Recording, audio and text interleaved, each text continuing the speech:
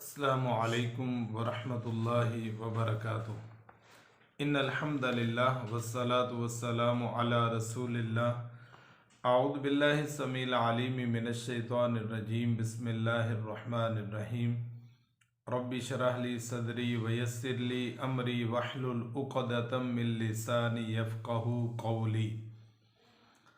اکثر لوگوں کو یہ شکوہ ہوتا ہے اور وہ شکوہ کرتے ہیں کہ ہم اتنے عرصے سے یہ وظیفہ کر رہے ہیں مگر کوئی نتیجہ سامنے نہیں آ رہا، اور مسئلہ حل نہیں ہوتا، مشکل آسان نہیں ہوتی، قرض ادا نہیں ہوتا، کاروبار میں وسعت نہیں ہوتی، ہم اذکار کر رہے ہیں، ذکر کر رہے ہیں، اور بیماری سے تندرستی نہیں ملتی۔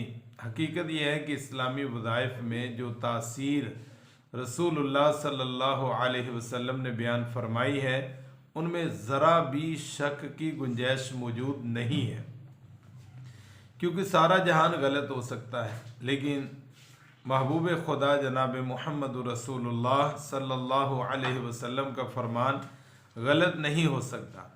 البتہ جب تک اسلامی وظائف اور اسلامی ورد اور دعاؤں کے آداب اور شرائط کو ملحوظ خاطر نہ رکھا جائے تب تک ان کے وہ فوائد و ثمرات نصیب نہیں ہوتے۔ یہ وجہ ہے کہ ہماری دعائیں قبول نہیں ہوتی، ذکر اذکار اور وظیفے اثر نہیں کرتے۔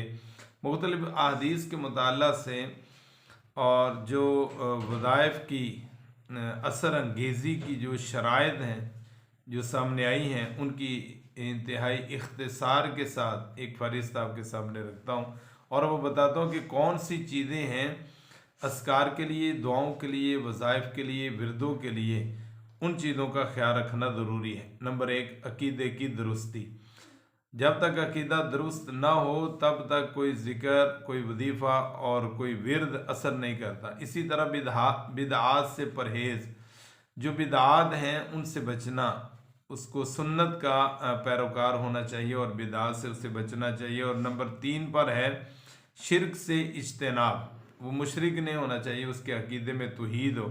اور اسی طرح نمبر 4 پر ہے اخلاص، نیت میں اخلاص ہونا چاہیے، ریاکاری دکھلاوا اور کسی کو نقصان نہ ہو۔ نمبر 5 ہے عقل حلال، حلال کھانا کمانا، رزق حلال۔ اور 6 نمبر پر ہے صدق مقال، سچ بولنا، اس کی زبان میں جھوٹ نہ ہو، زبان سے وہ جھوٹ ادا نہ کرے بلکہ وہ ہمیشہ سچ بولے۔ اور اسی طرح اعمال صالح، یہ نہ ہو کہ وہ برے اعمال کرے، گناہ کرے۔ اور اسی طرح اللہ کی ذات پر توکل کرنا، اللہ کی ذات پر بھروسہ، اعتماد، توکل کہ میرا یہ وظیفہ، یہ دعا، یہ ذکر قبول کرے گا۔ اسی طرح قبولیت کا یقین بھی ہونا چاہیے، یہ نہیں ہے کہ پتہ نہیں یقین قبول ہوگی کہ نہیں ہوگی، یہ لازمی شرط ہے کہ اسے یقین ہو کہ میرا اللہ قبول کرے گا۔ اور 10ویں نمبر پر ہے حضور قلب، یعنی دل بھی حاضر ہو، یہ نہیں ہے دعا کر رہا ہے اور دل کہیں اور گھوم پھر رہا ہے، زبان سے الفاظ کر رہا ہے، دل بھی اس کا جو ہے وہ حاضر ہو۔ اسی طرح اپنے گناہوں کا اعتراف کرنا اور صدقے دل سے، سچے دل سے توبہ کرنا، یہ بھی ایک شرط ہے۔ اسی طرح اگر ممکن ہو تو قبلہ رخ ہو کر بیٹھ کر دعا کرنا اور ذکر اذکار اور وظیفہ، اور اگر ممکن ہو تو باوضو ہو کر جو ہے وہ ہمیں یہ اذکار اور وظائف کرنے چاہیے۔ اور اسی طرح امر بالمعروف اور نہی عن المنکر کا کام کرنا، نیکی کا حکم دینا اور برائی سے منع کرنا، روکنا، یہ بھی کام جو ہے وہ دعاؤں کی قبولیت کے لیے لازم ہے۔ اسی طرح گناہوں سے بچنا، چھوٹے گناہ ہوں بڑے ہوں، اور فرائض کی پابندی کرنا، جو اللہ تعالیٰ نے ڈیوٹیز لگائی ہیں، جو فرائض چیزیں ہیں ان کے پابندی کرنا۔ اور اسی طرح 17ویں نمبر پر ہے صلہ رحمی کرنا، رشتہ داریوں کو ملانا اور قطع رحمی سے جو ہے وہ اجتناب کرنا، اور جو بڑے بڑے اللہ کے گناہ نافرمانی کبائر ہیں ان سے اجتناب کرنا ہے۔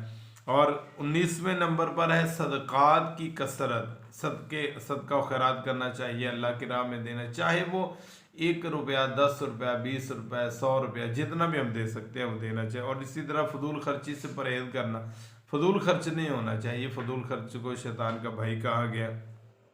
تو یہ 20 باتیں ہیں، ان کو ملحوظ خاطر رکھیں اور ان میں ہم دیکھیں، جائزہ لیں کون سی چیزیں ہیں جو ہم سے رہ رہی ہیں۔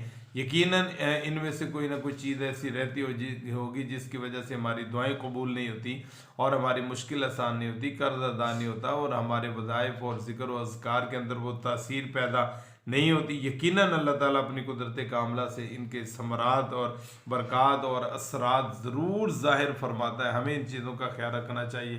انشاءاللہ اثر انگیزی کی یہ جو شرائط ہم پوری کریں گے تو اللہ تعالیٰ ضرور ہمارے اذکار، ہماری دعائیں اور ہمارے وظائف اور ہمارے ورد اپنی بارگاہ میں قبول فرما کر ہماری دعاؤں کو قبول کرے گا، اور جو جو حاجات اور ضروریات ہیں اللہ تعالیٰ وہ پوری کرے گا۔ اللہ تعالیٰ مجھے اور آپ کو یہ شرائط پوری کرنے کی توفیق عطا فرمائے اور ہر وقت اپنی زبان کو ذکر الہی سے تر رکھنے کی توفیق عطا فرمائے۔